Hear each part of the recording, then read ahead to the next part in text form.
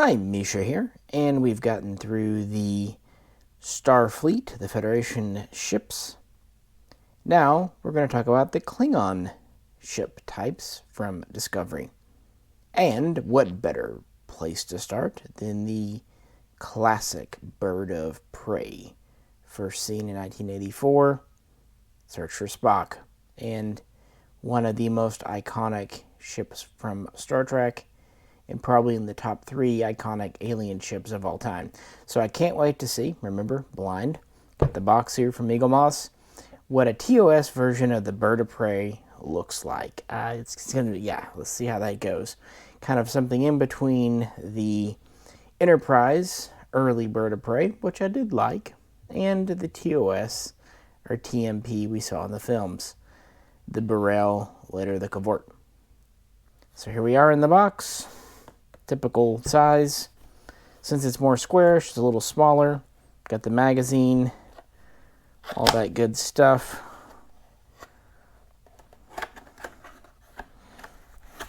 Like I said, the magazines are 16 pages, what have you. So yeah, let's get it out and see what a 2250s, 2260s Bird of Prey looks like. Well, fuck. I think Eagle Moss sent me something wrong from a different collection. This is not a Bird of Prey. What's this from? I don't know. So I'll have to call customer service and say they sent me the wrong box. My wife's not here right now. I can't ask her what the box says, so fuck. Another customer service screw up.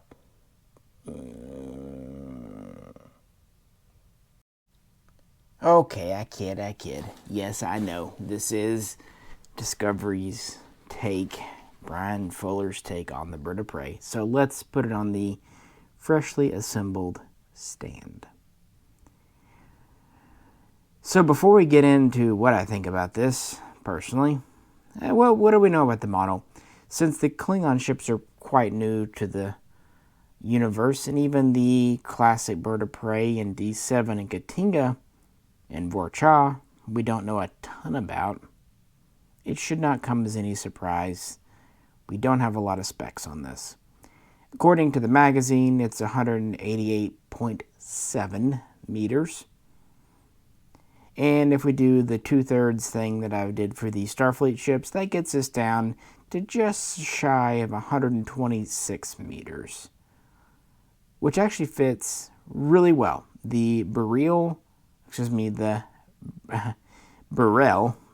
being a gun, the Burrell Bird of Prey, no one really knows exactly how big it was, but 75 meters is a decent consensus, with the Cavort being roughly 150. So if this is 125, 126 meters, it's right in the middle, more or less.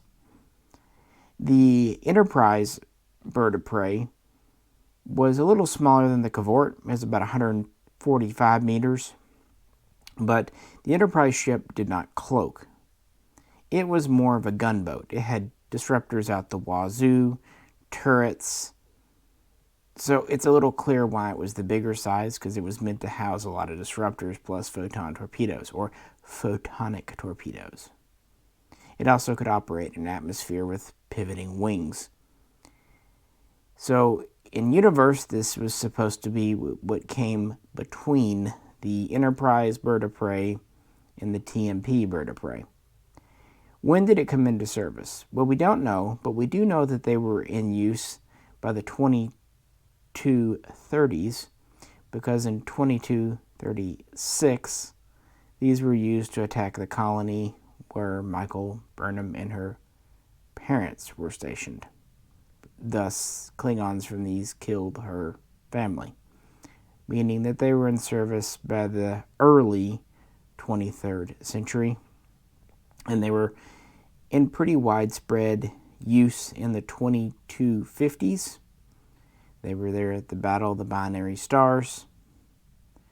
They were there attacking the USS Gagarin. In fact, a torpedo from one Bird of Prey was the coup de grace for the Gagarin.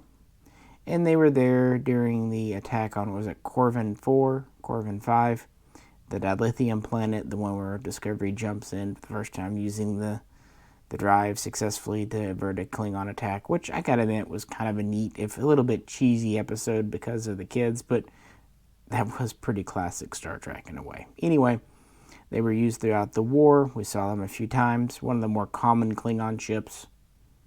And they were in the Armada being assembled to pounce on Earth in mid-late 2257.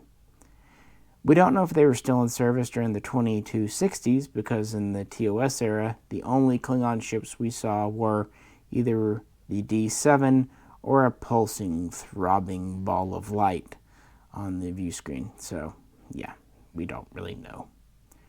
But obviously they were out of service, or at least some were, by the 2280s when the newer version came in. Also, Cloak. Originally, like the Enterprise era, this was not created with Cloak in mind, but after the whole thing and T'Kuvma and finding the Cloak on the Ship of the Dead, at least some of these that were in good graces with the powers that be ended up with cloaking devices as well.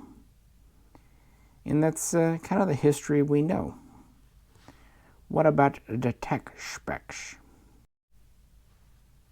Off the stand here. The general form factor is bird of prey. We have forward sweeping wings. We have a head, a neck. We have a bulbous rear with our engines in the back. And we have what look to be spoilers to me on the wings. It's armed with photon torpedoes and disruptors. The torpedo launcher is on the head, pretty traditional bird of prey, but the disruptor cannons are actually on the head too, on either side, instead of being on the wingtips, which from a logistical standpoint is actually logical. It means we're here, closer to everything. Having them spread out on the wings was actually a disadvantage in real combat. Also, I don't know if these wings move or not. I mean, the model they don't, but in the show, I don't know. If someone can tell me if they don't look like they could, really. But on the other hand, these were very clearly not only able to operate in atmosphere, but also land on planets and even dock with planetary installations. So they're very much an atmospheric craft. It is one of the more common small Klingon ships in service at this time. Kind of, well, like a destroyer, little boat. Don't really know top speed, anything like that. Obviously they have shields, but like the Burrell bird of prey, they're not a powerhouse. A few shots will do them in. Speaking of being done in, this really does look like a plucked chicken or dead bird. Honestly, though, it reminds me of Klingon food. This looks like something Klingons would eat, not fly. Think about that episode in Season 2 of Next Generation when Riker's getting ready to go on board the Klingon ship, and he's eating Klingon food in tin forward. This seems like something that would have been on his plate, like a little plucked bird served raw. What do you think? So, yeah, may not fit as a Klingon design lineage, but it does look like Klingon food. Alright, back on the stand. What do I think about it? Well, from a model point of view, I think they did a very good job. It's a good size, not too big, not too little, and there's a lot of metal. The front part of the wing is metal, the body is metal, part of the head's metal, the plastic is the back part of the wing, and the front part of the head with the guns. Yeah, the model is neat. Now, it's very obvious that they're going for more of an organic look for the Klingon ships to kind of differentiate them at a glance from the Federation ships that are very mechanical looking, very symmetrical. it does do the job of looking alien. This is damn alien. It does remind me a bit of, say, a Xindi ship. It also reminds me of the Cylon Raider, the reimagined Cylon Raider from Battlestar Galactica. Actually reminds me a lot of that. The way the wings curve forward, the head. Yeah, if you said this was a Cylon ship, I would believe it without much comment or question, frankly. Well, so, uniquely alien design and a well-made model. From just a, objective standpoint, the other thing I'm not really sure about, I don't hate it from that standpoint. The only thing I'm not sure about is this kind of, how to describe it, this kind of skirt section on the bottom here. How it comes down here and then it has this front thing. I guess you could say it's part of the landing system. I don't know. It's not a deal breaker, but that to me is the oddest part of the model. The hangy down bit and the kind of looks like it's pooping. I'm not gonna lie. It looks like the bird's pooping, or its tail's kind of plucked and coming down. And then this kind of section here. It is different though, and it kind of gives the head that interesting look with that kind of chin below it. I don't know. Yeah. That's the only design thing I find a little weird. Everything else kind of just boils down to, well, it definitely doesn't look like previous Birds of Prey, and it's very questionable if this could be in the same design lineage or manufacturing base. Of course, the common refrain, if I can get it on here, it just sit on the stand quite well. The common refrain is that, I say that now it's going to not cooperate with me. There we go. Now we're on. Yeah, once you get in the little groove, it actually sits very well. Is that each house had its own production facilities. And to some extent I could believe that, especially with the Klingons being said to have been through a period of isolation. But maybe a little different. But as I've been doing in the Starfleet videos, let's do a little comparing. So let's compare the Discovery Bird of Prey with our last Bird of Prey. Yes, the D4 from the JJ verse Into Darkness film. This was actually the last Bird of Prey we saw on screen back in, 2013? And of course, this is clearly not meant to be a re-envisioning of the classic Bird of Prey, although it does seem to kind of fill the same role. It's a small ship, bit of a troop transport, attack ship, several guns. Yeah. And if you compare these two, well, I'm not going to say they look the same. They both use a lot more rounded shapes, organic shapes. And there's something about kind of the top and back with the spines and ridges and ribbing and even the down sweep at the back here that does mesh well with this one. Now I know that they say the reason the JJ ships look different is alternate reality, but up until the Kelvin incident in the 2230s, they were the same. And I would imagine this kind of ship was in service if we wanted to do that. It's almost as if this would have been the forerunner of the Burrell, and this would have been the forerunner of the Cavort, because this is a larger scale. Both Birds of Prey, and I'm a firm believer that Bird of Prey is certainly a class type. I mean, heck, there is the Romulan Bird of Prey, more than a literal ship type. Kind of like saying starship or what have yous. So I think there's definitely, little bit of a family resemblance, but of course these are both from New Trek, as it were. And if you don't know what the original bird of prey looks like, there is just the one. Why are you here? So to be fair, yeah, we've only seen the movie bird of prey and then the Enterprise bird of prey, which are quite similar, at least in the broad strokes. And then we got these two. It's certainly a love it or hate it thing, and it's certainly not trying to stick to the original.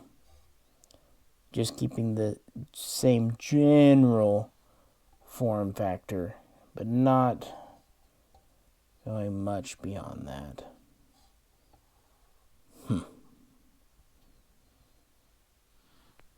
Whereas this one, it's more insectoid. This one is definitely bird-like. This one's a very little bird and more of a bug insect. Yeah. Well, a few final thoughts and let you go. So on the positive, Eagle Moss did a good job of interpreting this. According to my wife, it's kind of a grayish green color, which actually, in my mind, seems like a great early Klingon, because later they got more and more green.